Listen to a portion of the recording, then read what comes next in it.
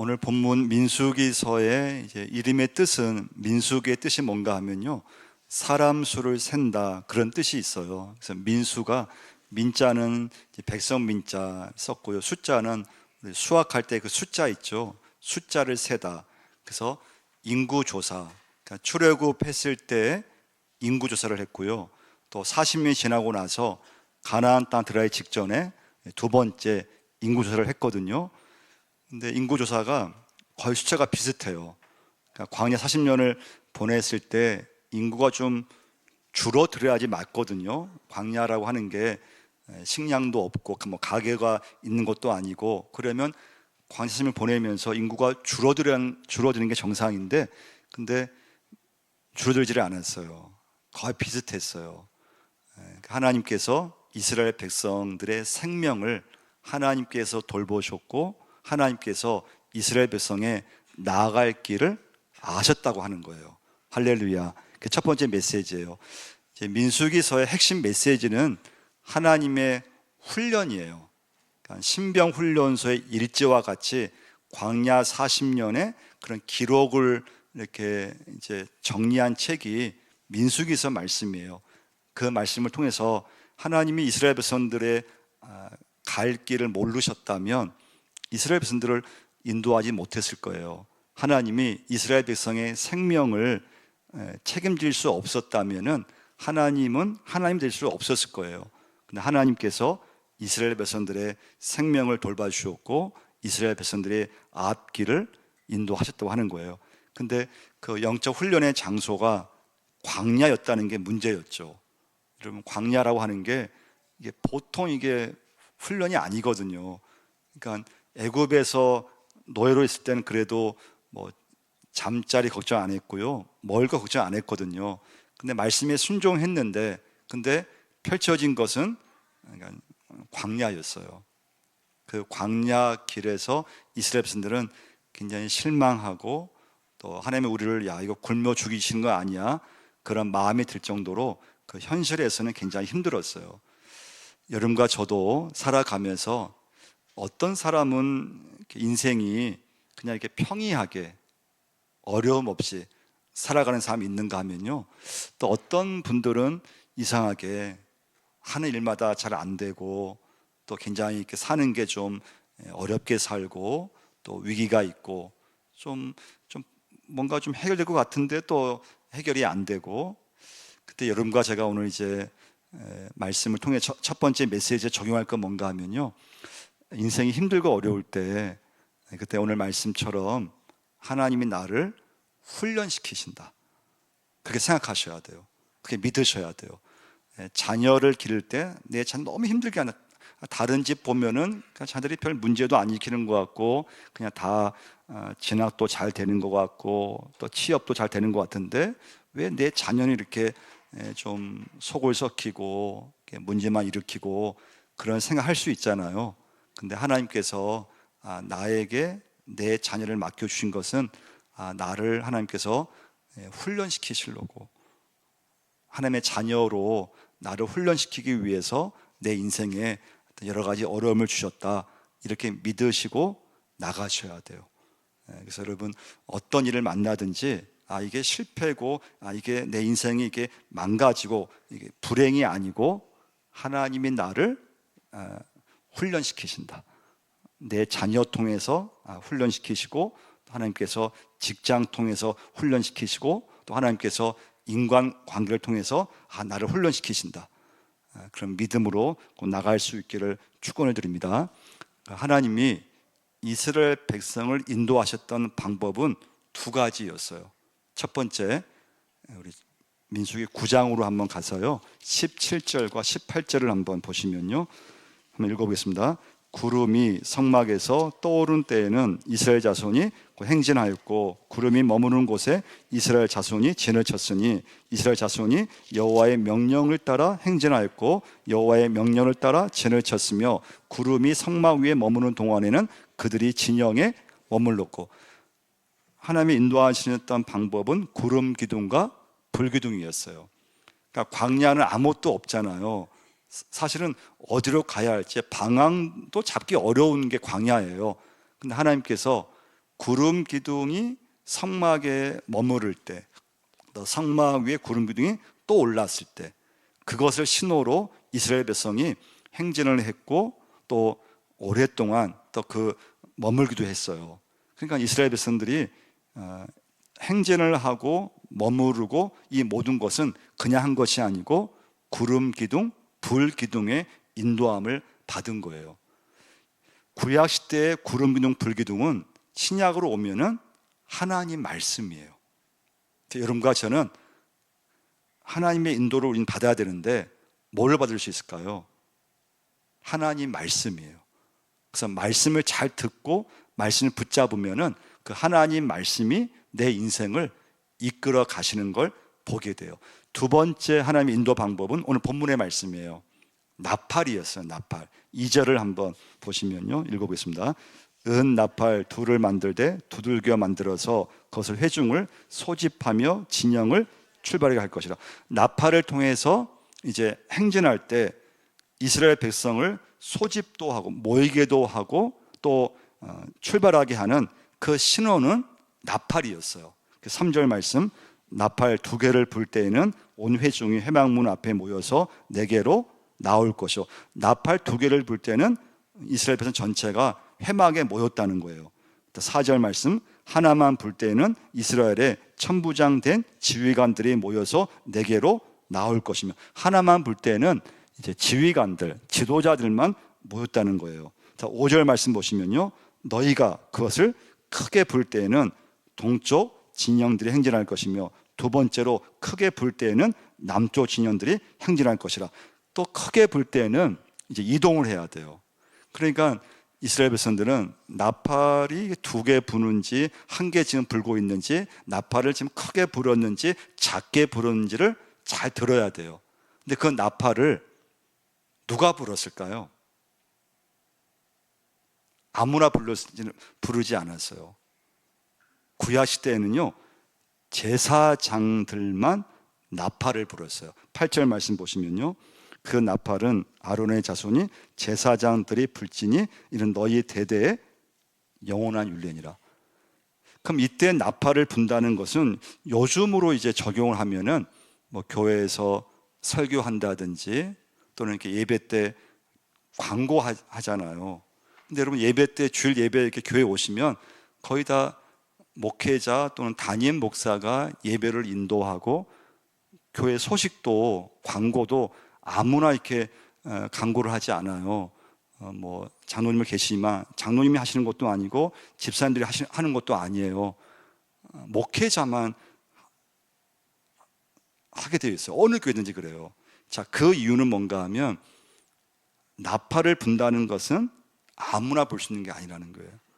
교회에서 어떤 교회 소식을 전한다, 광고를 전한다, 이것도 아무나 할 수 있을 것 같잖아요. 누가 아주 상관이 없어요, 사실은요. 근데 하나님께서는 하나님이 정하신 사람들에게만 그 역할을 맡겨주셨다는 게 굉장히 중요해요. 그래서 교회에서 주일 예배이든 또 교회 강구할 때도 특별한 경우 제외하고 아무한테나 교회 소식이든 광고를 하게끔 하지 않아요. 하나님이 세우신 주의 종들을 통해서 말씀이 선포되고 또 함께 교회 소식을 함께 또 나누게 되고 하는 걸 보게 돼요. 자, 두 번째 메시지는요, 그런데 이스라엘 백성들에게 있어서 한 가지 어려움이 생겼어요. 영적 훈련이라고 하는 게 쉽지 않다는 거예요. 그러니까 여러분과 저도 믿음 생활을 하지만 여러분, 어떻습니까? 믿음 생활이 쉽습니까? 어렵습니까? 쉬울 때도 있지만 막상 현실에서 어려움이 온다든지 그러면은, 야, 이게 믿음 생활을 한다고 하는 것도 쉽지 않다는 걸 알게 돼요. 말씀대로 살아간다고 하는 게 현실에서는 이게 참 쉽지 않아요. 그래서 이스라엘 백성들이 말씀에 순종해서 출애굽을 했어요. 하나님께서 야, 우리 인생길을 하나님 인도하시지. 그리고 순종했는데 막상 딱 나와서 보니까 광야예요. 그 광야에서의 영적 훈련은 굉장히 센 훈련이었어요. 쉽지 않은 훈련이에요. 그러니까 뭐가 생기겠어요? 불평이 생겨요. 불평. 여러분, 우리에게 믿음 생활에는 반드시 불평이 생겨요. 내 기대와 못 미치게 되면 내가 예수 믿지만 원망도 생기고, 또 어려운 문제를 만나면 나도 모르게 막 의심도 생기고, 그리고 막 불평이 생겨요. 자, 11장으로 한번 가서요, 1절을 한번 보시면요, 읽어보겠습니다.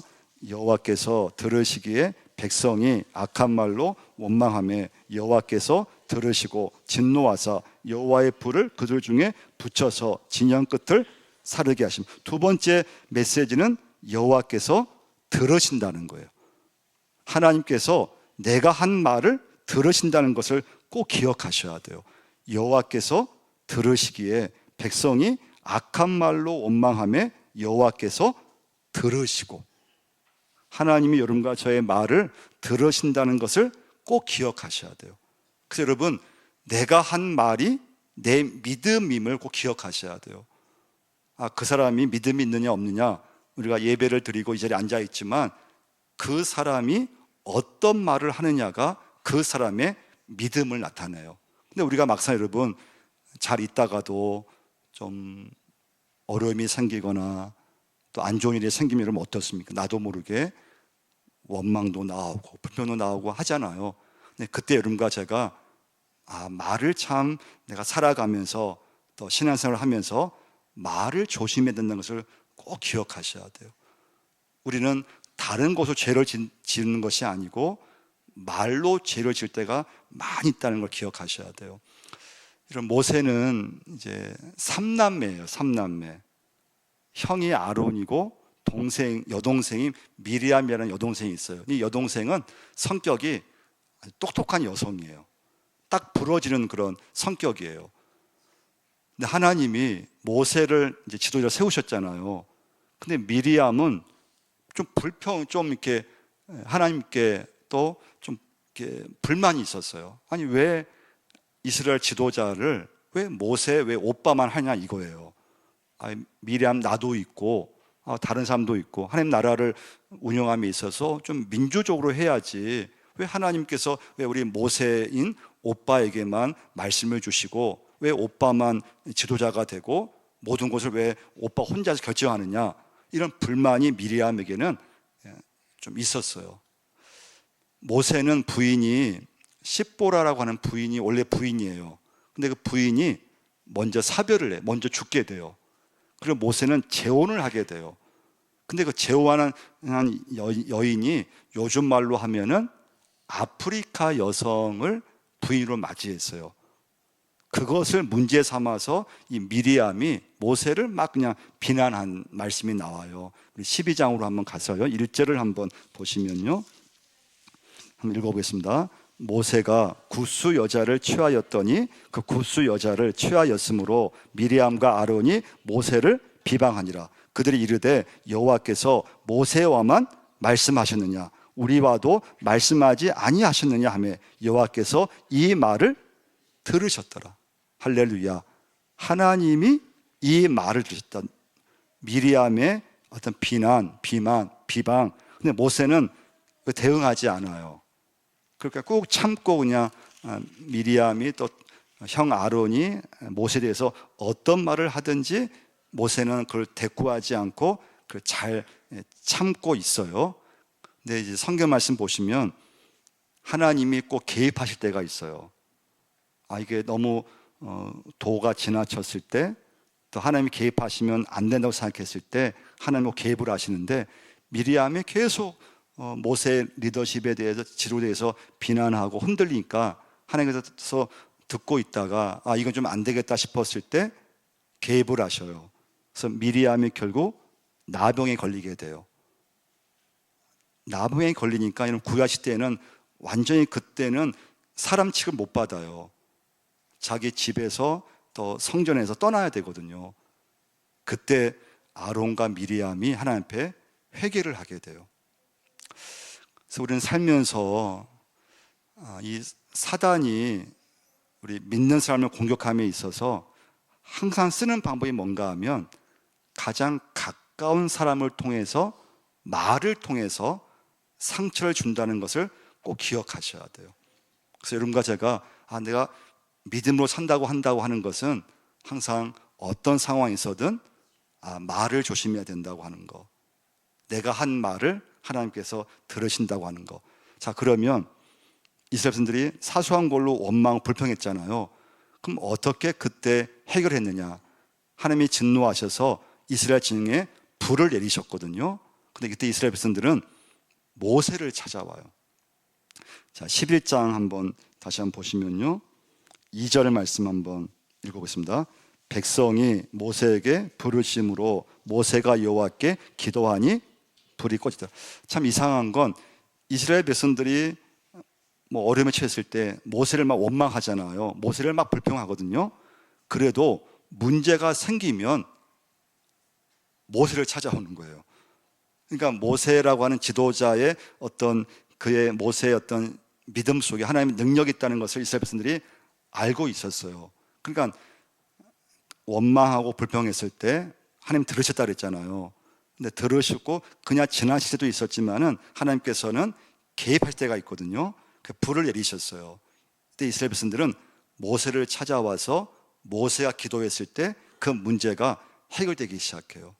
그래서 여러분과 저도 살아가면서 문제가 있을 때 있거든요. 문제가 생겼을 때는 꼭 기도하셔야 돼요. 할렐루야. 기도로 그 문제를 해결하실 수 있어야 돼요. 자, 문제 해결됐어요. 자, 그런데 또 문제가 생겼어요. 11장 4절을 보시면요, 한번 읽어보겠습니다. 그들 중에 섞여 사는 다른 인종들이 탐욕을 품음에 이스라엘 자손도 다시 울며 이르되 누가 우리에게 고기를 주어 먹게 하랴. 자, 고기를 먹지 못한다고 하는 불평이에요. 자, 사소한 걸로 이스라엘 백성들이 모세를 원망하고 불평했을 때 하나님께서 들으셨다. 내가 말한 것을 하나님 들으신다 그랬잖아요. 그래서 이 문제를 당연히 이제 해결됐어요. 그런데 또 문제가 또 불평이 생겼어요. 이스라엘 백성들이 처음부터 불평을 한 건 아니에요. 처음부터 고기가 없다고 해서 불평한 게 아니었어요. 처음에는 잘 문제 삼지 않았고 그냥 견뎠어요. 근데 뭐가 문제였으면 4절의 말씀 보면 그들 중에 섞여 사는 다른 인종들이 탐욕을 품음에, 이스라엘 백성은 가만히 있어요. 문제를 삼지 않았어요. 근데 주변에 함께 있었던 사람들이 이스라엘 백성들을 부추기는 거예요. 문제가 있다고 막 부추기는 거예요.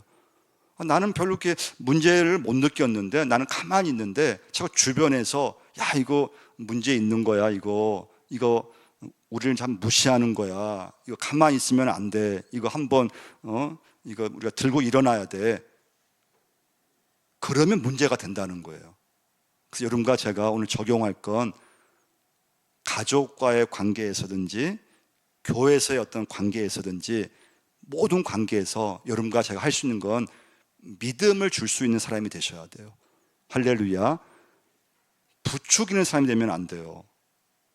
문제가 없는데 문제가 있어도 자꾸 그걸 부추겨서 다른 사람들까지 더 문제를 확산시키면 안 된다는 거예요. 지금 우리나라는 여러분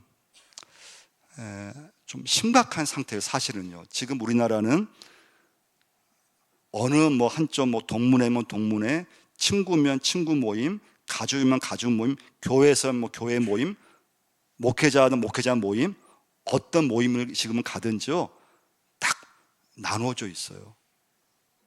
그래서 어떤 걸 한번 이렇게 저희 동기 이렇게 방에도요, 예전 같으면 누가 무슨 말을 해도 그 동기방에서 서로 칭찬하고 격려를 하거든요. 근데 지금은 어떤 정적인 거 어떤 그 카톡방에 하나만 올려도요, 다른 편에 같은 동기, 같은 목회자인데 바로 공격해 들어와요. 이게 막 서로 막 주고받고, 이런 지금 경우는 어느 모임에 가서든지 어떤 단톡방이든 같은 경찰 모임이라 하더라도 자기 어떤 정치 성향에 따라서, 내가 어떤 당을 지지하냐에 따라서 완전 사람들이 달라요. 그래서 지금은 우리나라가 그냥 마음적으로 내란이 일어났다고 해요. 전쟁만 안 할 뿐이지 사람 마음속에는 완전히 우리나라가 지금 분열되어 있어요. 근데 문제는 뭔가 하면 부추긴다는 거죠. 교회에서도 불만이 있으면 자꾸 사람을 부추겨요. 자꾸 문제를 더 부추겨 갖고 가만히 있는 사람을 문제가 많은 것처럼 부추기면은 감정이 상하고 마음이 나빠지고 진짜 내가 무시당한 것 같고, 그래서 교회 전체 분위기가 힘들어지는 때가 많이 있어요. 그래서 여러분과 저는 이 시간부터 어떤 문제가 있어도요, 그것을 자꾸 부추기면 안 돼요.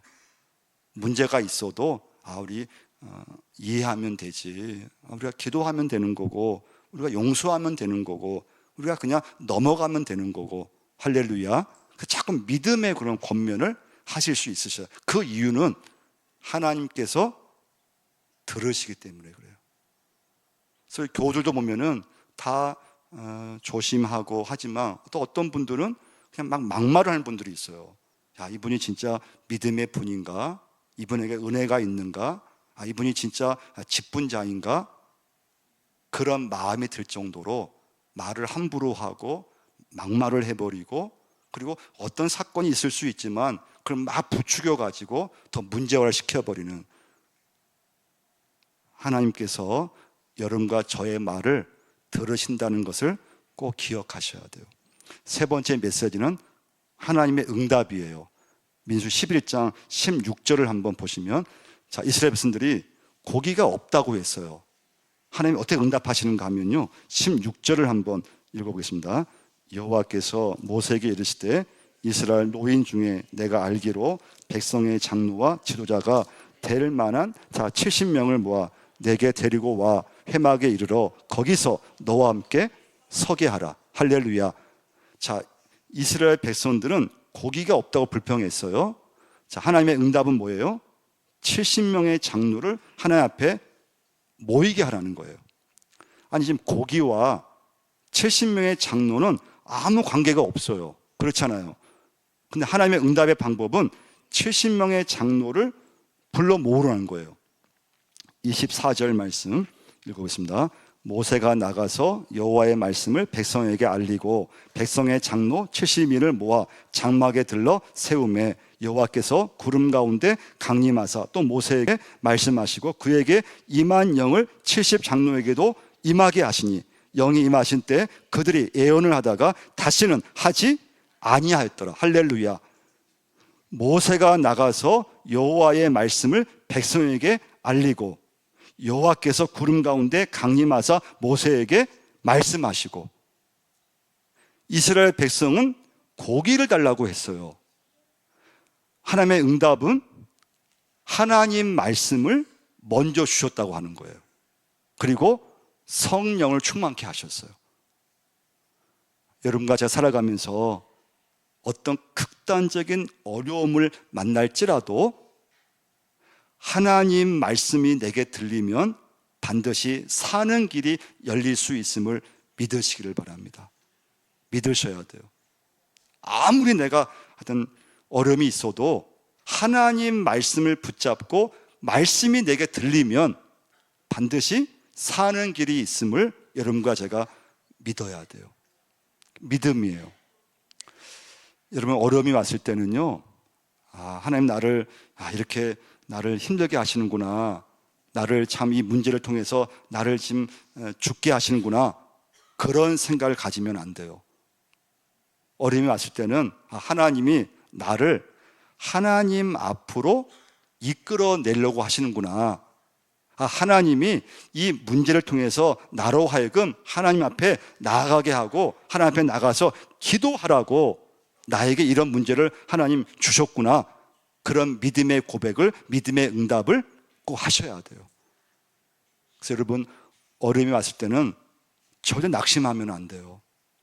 어떤 문제이든지 하나님이 그 문제를 통해서 나로 하여금 더 하나님 앞에 가까이 나오게 하시려고, 더 하나님 앞에 간절히 기도하라고 이 말씀을 주셨음을 꼭 기억하셔야 돼요.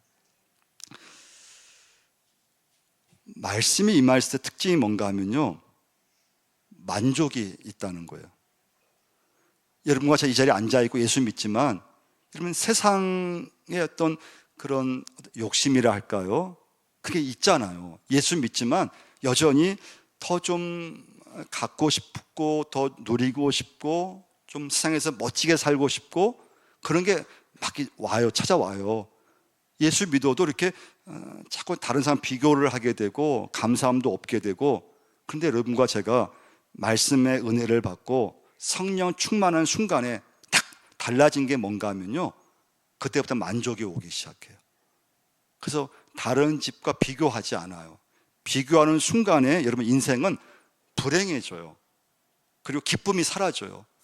자녀를 비교하는 순간에 행복하지 않아요. 그런데 말씀을 내가 먼저 붙잡게 되고 성령 충만이 임하게 되면은 그 순간부터 집착을 하지 않고, 그러니까 그냥 행복한 거예요. 욕심이 사라지고 그냥 가족이 건강한 것만 해도 행복하고, 그냥 교회 카페 가서 커피 한 잔을 마시는 것만도 행복하고, 이 자리에 앉아서 예배 드리는 것만 해도 행복한 마음이 들어요. 한 분만 행복하시고 행복하셔야 돼요. 행복을 머리 찾으시면 안 돼요. 그냥 나 예수 믿고 하나님 행복합니다. 가족이 한 자리에 모여서 밥 한 끼 먹을 수 있는 것도 행복합니다. 근데 그것은 하나님 말씀으로 내가 충만했을 때, 영이 내게 충만했을 때, 그때 내 안에서 막 이렇게 감사함이 나오고 만족이 나와요. 오늘 본문 10장 3절 한번 다시 한번 보시면요, 나팔 2개를 불 때에는 온 회중이 회막문 앞에 모여서 내게로 나올 것이요. 회막은 교회예요. 4절 말씀, 하나만 불 때에는 이스라엘의 천부장의 지휘관들이 모여서 내게로 나올 것이며. 왜 회막에 모였을까요? 왜 회막에 모였을까요? 여러분과 제가 왜 이 자리에 앉아 있을까요? 왜 우리가 예배에 왜 모였을까요? 하나님 말씀을 듣기 위해서 모인 줄 믿습니다. 여러분, 우리 봉사하지만 교회에 오는 게 봉사하기 위해서 오는 것도 아니에요. 교회에 오는 게 회의하러 교회에 오는 것도 아니에요. 여러분과 제가 이 교회를 오는 것은 하나님을 만나기 위해서, 하나님 말씀을 듣기 위해서 우리는 이 자리에 오는 것이고 하나님 앞에 서는 것인 줄 믿습니다. 그 은혜를 갖고 봉사하는 것이죠. 봉사가 먼저가 아니고, 또 교회 와서 회의가 많이 있지만 회의하려고 모이는 것도 아니에요.